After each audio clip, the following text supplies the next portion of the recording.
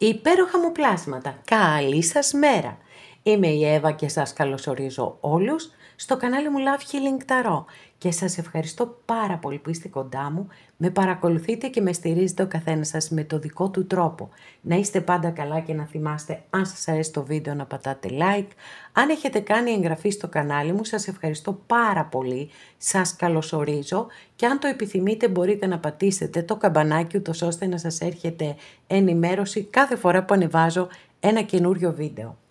Πάμε να κάνουμε το θέμα μας, πώς νιώθει για σένα σήμερα, πώς άραγε, πώς ξύπνησε σήμερα και τι νιώθει. Λοιπόν, επιλέγετε ροζ χαλαζία, πράσινο φθορίτη, αμέθιστο. Και για να δούμε τι θα δούμε.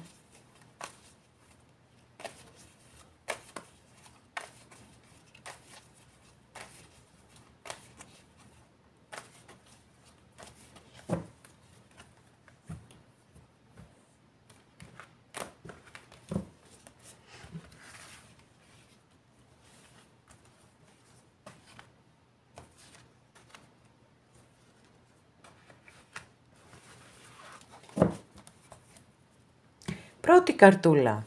Αγαπημένες και αγαπημένοι που επιλέξατε την πρώτη καρτούλα, εδώ έχουμε μία κάρτα που μας δηλώνει κάτι καινούριο.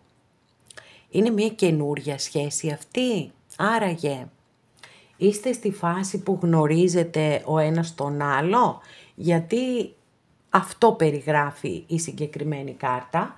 Βέβαια θα πρέπει να οπλιστείτε με πάρα πολύ υπομονή, μπορώ να σας πω, γιατί ναι μεν, επειδή έχουμε πεντάκτηνα, υπάρχει μια σταθερότητα, να ξέρετε ότι δεν είναι κάτι επιπόλαιο. Τα πεντάκτηνα ποτέ δεν επιλέγουν να κάνουν σχέση επιπόλαιη, θέλουν να έχει μπροστά, να είναι μακροπρόθεσμη, αλλά είναι πάρα πολύ αργά στις εξελίξεις τους. Γι' αυτό σας λέω, θα πρέπει να έχετε απέραντη υπομονή. Τώρα από την άλλη να σας πω ότι υπάρχει άλλη μία περίπτωση εδώ που μπορεί να δηλώνει μία δύσκολη κατάσταση, μία περίεργη κατάσταση που μπορεί να υπάρχουν εμπόδια μεταξύ σας κλπ. Να έχετε ζήσει κάτι μεταξύ σας και μετά για τους οποιουσδήποτε λόγους να χωρίσατε. Και μπορεί έτσι, όχι ότι δεν σας σκέφτεται, να ξέρετε σας σκέφτεται, αλλά μπορεί να φοβάται να μην επαναλάβετε το ίδιο λάθος. Γιατί μπορεί να υπάρχουν πολύ σοβαρά εμπόδια ανάμεσά σας. Αυτά.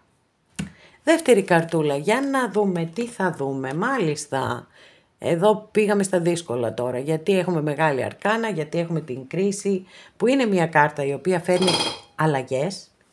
Είναι μία από τις δύο πιο καρμικές κάρτες που έχουμε στη Μεγάλη Αρκάνα των Ταρό και η καρμικότητά της έγκυται στο ότι μας δίνει την ευκαιρία να εξηλαιωθούμε και να εκπληρώσουμε καρμικά χρέη που μπορεί να έχουμε είτε απέναντι στον εαυτό μας είτε απέναντι σε άλλους ανθρώπους. Στα αισθηματικά η συγκεκριμένη κάρτα μπορεί να δηλώνει και μία αλλαγή, μία επιστροφή, δηλαδή αν δεν είστε μαζί αυτή τη στιγμή, έτσι, γιατί η κάρτα μιλά για αφύπνιση, για αναγέννηση, για μεταμόρφωση και μπορεί να υπάρχει το ενδεχόμενο να επιστρέψει σε εσάς αυτός ο άνθρωπος, να ζητήσει και συγγνώμη ίσως και να ζητήσει μια δεύτερη ευκαιρία. Συναίσθημα δεν βγάζει αυτή η κάρτα, περισσότερο έχει να κάνει με τη σκέψη, με το μυαλό, με την αλλαγή του τρόπου σκέψης που είναι κάτι πάρα πολύ δύσκολο. Οι αλλαγές που φέρνει επίσης είναι ήπιες, δηλαδή δεν είσαι υποχρεωμένος να τις αποδεχτείς, ας πούμε, δεν είναι τέτοιου τύπου καρμικότητα, ότι μπαμ γίνεται ένα γεγονός και μετά ένας άνθρωπος τα χάνει και δεν ξέρει πώς να αντιδράσει και τι να κάνει.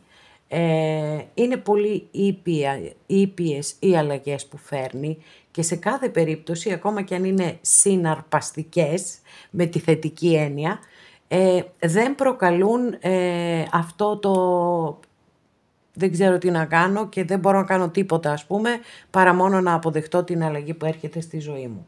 Δεν έχει τέτοιες ενέργειες η κάρτα και αυτό είναι πάρα πολύ θετικό. Και θα δούμε παρακάτω, εσείς θα δείτε δηλαδή, γιατί πραγματικά όταν εμφανίζεται μία κάρτα μεγάλη αρκάνα, εκτός από κάποιες ελάχιστες που ναι, εκεί μπορώ να εκμεύσω συναίσθημα και να σας το πω. Κατά τα λοιπά είναι μία δύσκολη καρτούλα αναφορικά με τα αισθηματικά.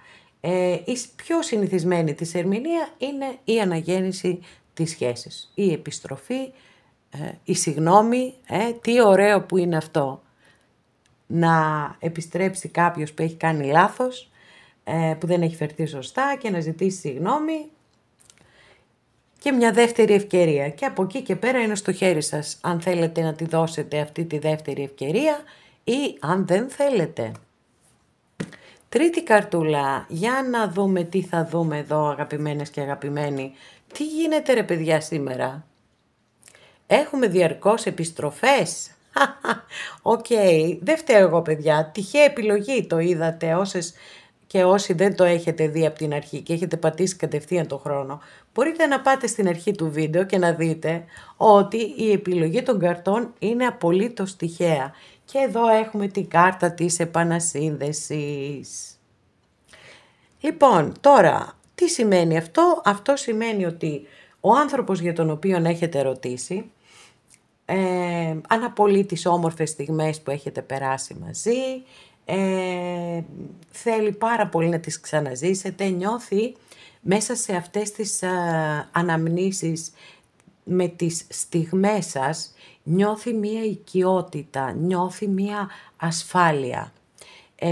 Είναι κάτι αντίστοιχο με το πώς μπορεί κάποιες φορές στη ζωή μας να σκεφτούμε, ιδιαιτέρως έτσι όταν αντιμετωπίζουμε δυσκολίες, να σκεφτούμε τα παιδικά μας χρόνια, τι ωραία που ήταν ας πούμε να μας πάρει αγκαλιά η μαμά ή ο μπαμπάς, πόση ασφάλεια νιώθαμε μέσα σε αυτή την αγκαλιά.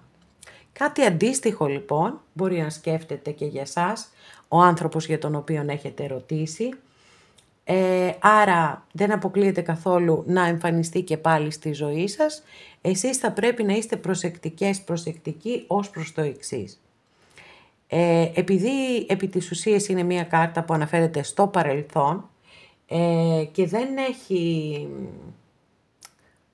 δεν φέρνει αλλαγές. Δηλαδή αυτό που είχατε ζήσει την προηγούμενη φορά με αυτόν τον άνθρωπο, αυτό θα έρθει πίσω.